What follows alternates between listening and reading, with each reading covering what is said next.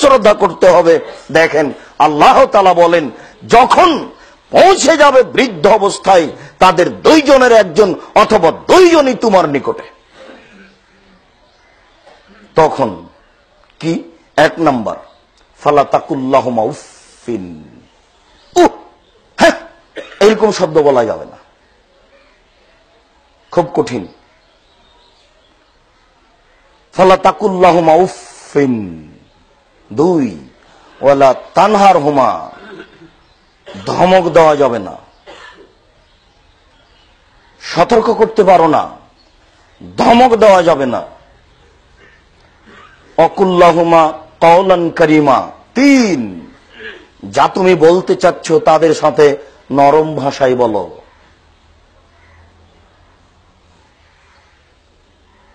চার, অকফিজলাহুমা জানাহাত যুল্লি মিনার রাহমা, দুই হাত খুব নরম করে রাখিও, বাহু নরম করে রাখিও, দয়ার বাহু রাখিও। মুখ প্রকাশ পাবে দয়া দিয়ে, হাত প্রকাশ পাবে দয়া দিয়ে। মুখের ভাষা ব্যবহার করবে বিনয়ের সাথে, হাত দিয়ে তার সাথে কথা বলার সময়, চলাচলের সময় হাত দুটি ব্যবহার করবে দয়ার সাথে। ছয়, অকুর রব্বির রহমহুমা কামা রব্বায়ানি সাগীরা।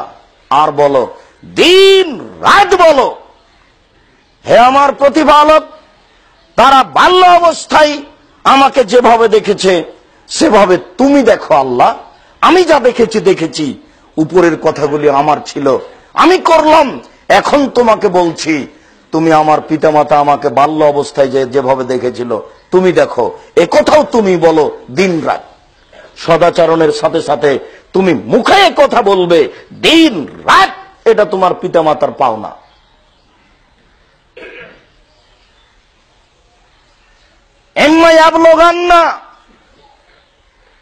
যখনই পৌঁছে যাবে তোমার নিকটে দুইজনের একজন অথবা দুইজন, তুমি কি করবে?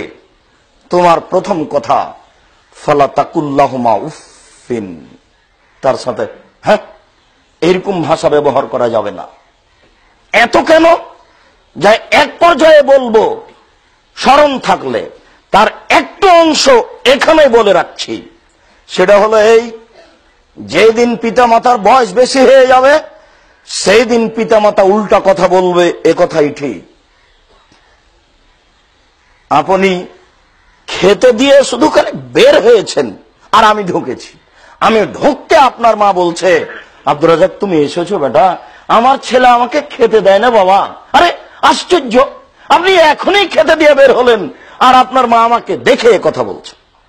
নেন দেখি কি করবেন। যা বলে সব উল্টা। বিকেল 5টার সময় এসে স্ত্রীকে বলছেন, কি ব্যাপার, মায়ের কাপড় পরিবর্তন করনি যে, এসবে কাপড় ভিজা আছে, দুর্গন্ধে ভিতরে ঢোকা যায় না। তখন স্ত্রী বলছে, যাও তুমি তোমার মাকে দেখো, আমি ভিতরে ঢুকলে তোমার মা আমাকে অকথ্য ভাষায় গালি দেয়, তোমার আমাকে দেখতে হবে মানে তুমি দেখো গা। আপনার স্ত্রীকে আপনার মা গালি দেয়, এ কথাও ঠিক। কি করবেন এখন? 1000 টাকার নোট একটা দিয়েছিলেন মায়ের হাতে, এটা ঢাকা শহর, টাকা বেশি আছে, এ কথাই ঠিক। পরের দিন শুনলেন যে টাকাটা আপনার মা আপনার বড় বোনকে দিয়ে পাঠিয়ে দিয়েছে। আশ্চর্য, আরে মায়ের ফল কেনার জন্য আমি টাকা দিয়ে আসলাম, আমি শুনছি পরের দিন মা টাকাটা বড় বোনকে দিয়ে পাঠিয়ে দিয়েছে। টাকা দিয়ে আমি আর মা ভালোবাসে বোনকে। অবাক কাজ, অবাক কীর্তি, দিন রাত তাই হবে। আপনি কি করবেন? এখন নগদ আপনার ছেলে আর আপনার বোনের ছেলে একসাথে খেতে বসেছে, আপনার মা যদি তরকারি উঠিয়ে দেয়, রুই মাছের মাথাটা আপনার মা আপনার বোনের ছেলের প্লেটে দিবে, আপনার ছেলের প্লেটে দিবে না, এ কথাই ঠিক। আপনি এখন কি করবেন? আপনার খায় আর আপনার বোনের ছেলের কথা বলে দিন রাত, করবেই, এ কথাই ঠিক। আরো একটা সমস্যা আছে, বড় সমস্যা, সেটা হলো এই যে কোনো এক সময় আপনার স্ত্রীর সামনে 1000 টাকার একটা কড়কড়ে নোট বের করে আপনার মাকে দিয়ে দিন, তখন আপনার স্ত্রীর মুখের দিকে দেখেন, মুখখানে এত বড় হয়ে গেছে। বিশাল ব্যাপার। আরে ব্যাপার কি? টাকা আমার ওকে দিচ্ছেন মানে?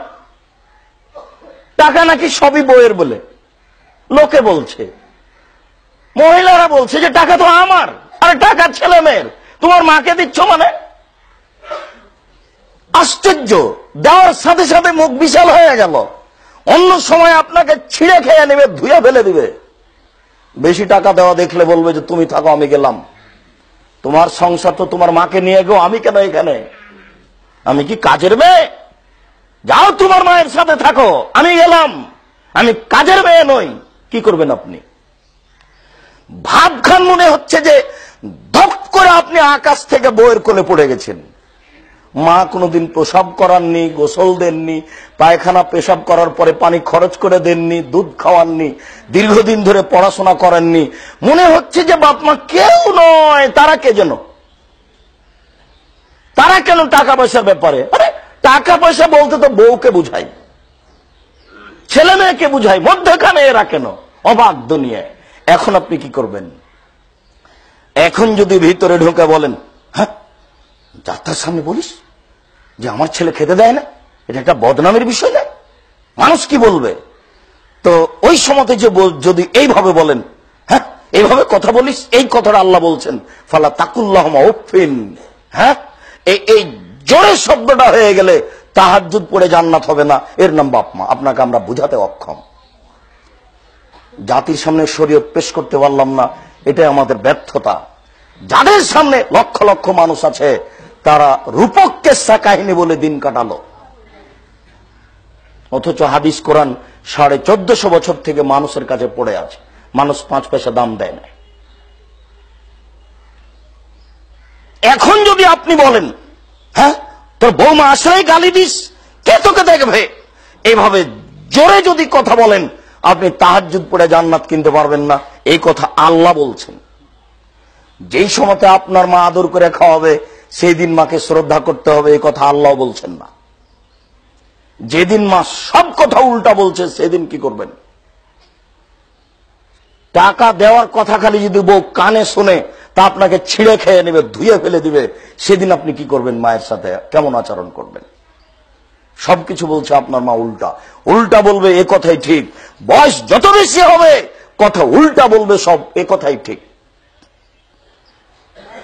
তাই আল্লাহ তাআলা বললেন যে উফিন, সাবধান, শব্দ জোর করে বলতে পাবে না। শব্দ কি দিয়ে আপনাকে আমি বুঝাই ভাষা? আল্লাহ বলছেন যে জোরে শব্দ করতে পাবে না। ওখানে আপনি বলতে পারেন, আম্মা এইভাবে তো বললে আমার বদনাম হয়ে যাবে না? মানুষে কি বলবে যে আব্দুর রাজ্জাক সাহেব মনে হয় খেতে দেয় না মাকে। তো আম্মা এভাবে বললে কেমন হয়ে যাবে না একটা? আম্মা এভাবে বলা হবে না তো।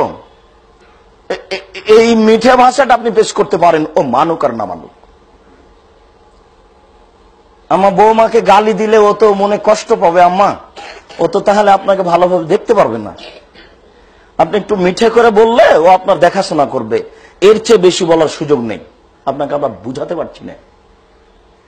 এরপরে বলছেন যে ফালা তানহারহুমা, ধমক দিতে পাবা না। দেখেন আগে বলেছেন হ্যাঁ এই শব্দ বলা যাবে না, তারপরে বলছেন ধমক দিতে পাবা না। তারপরে আবার বলছেন আল্লাহ অকুল্লাহুমা কওলান কারীমা, কিছু যদি বলতে হয় তাহলে নরম করে বলতে হবে। বলতে হবে এ কথাই ঠিক আপনাকে। কেন? ও যে সবই উল্টা বলছে গো, একটাও যে ঠিক বলে না। এখন আপনি কি করবেন? বলাই লাগবে। তখন আল্লাহ বলছেন তাহলে বলো কওলান কারীমা, নরম করে বলো। তারপরে আবার আল্লাহ বলছেন নরমটা ওয়াকফিজ লাহুমা জানাহাযুল্লি মিনার রাহমা, ওটা যেন দয়ার দৃষ্টিতে হয়। মুখের কথা, হাত, সবটাই যেন দয়ার দৃষ্টিতে হয়। শুনুন, পেশাব করে বিছনা এমন ভাবে ভিজে রেখেছে দুর্গন্ধের টিকা যায় না, তখন হাতখানটা একটু ধাক্কা দেওয়ার দৃষ্টিতে লাগাবেন না গায়ে। কি ঝামেলা এগুলো, কি করা যায়? এইটুকু হলে হবে না জান্নাত। তাই বলছে যে মুখ এবং হাত ব্যবহার করো দয়ার দৃষ্টিতে। দয়ার দৃষ্টি ছাড়া মুখ এবং হাত ওখানে চলবে না। ওরা পৃথিবীর কত বড় সদস্য ছেলে মেয়ের কাছে, তারা ছেলে মেয়ে জানে না, জানা প্রয়োজনও মনে করে না। আপনি প্রয়োজন মনে করবেন কি করে? ও তো ওকে স্কুলে পড়তে দিয়েছেন, জমিদারি তো আছেই, বিশাল ব্যবস্থা আছে, গরু জবাই করবে আর খাওয়াবে। তো 15 বছর বয়সে তাকে লাগিয়ে দিলেন ব্যবস্থা করতে, ও কি বুঝবে? শুধু টাকা আর টাকা। আরো কিছু আছে যেগুলো আপনি তাকে পথ দেখিয়েছেন, ও কি বুঝবে? ও কোনোদিন এগুলো দেখেছে? এর বাস্তবতা ও কোনোদিন মানে বুঝে? এরপরে আল্লাহ বলছেন দিন রাত তোমাকে বলতে হবে রব্বির হামহুমা কামা রব্বায়ানি সাগীরা, রব্বির হামহুমা কামা রব্বায়ানি সাগীরা। এই দোয়া বলতে হবে যতই খারাপ লাগুক না কেন। বাপ মা ভারী হয়ে যাবে, ভারী হতে হতে হতে এত ভারী হয়ে যাবে যে মনে হচ্ছে যে এখনই মরে না কেন। আর স্ত্রী যখন আপনাকে রাতে বুঝাবে, তখন আপনি ঘুম থেকে উঠে দেখবেন সবচেয়ে খারাপ মানুষ মা। বাপ রে বাপ, মা আমার ছেলের সাথে এত মন্দ আচরণ করে, মা আমার বউয়ের সাথে এত মন্দ আচরণ করে। এখন দেখছেন যে টিকা যাবে না এদের সাথে, যায় বাইরে যায়, বন্ধু বান্ধবকে নিয়ে থাকে, মার সাথে চলা যাবে না। এ কথা আপনি ভাববেন সকালে। এই জন্য আল্লাহ এভাবে বলছে। এবার রাসূল সাল্লাল্লাহু আলাইহি সাল্লাম বলেন,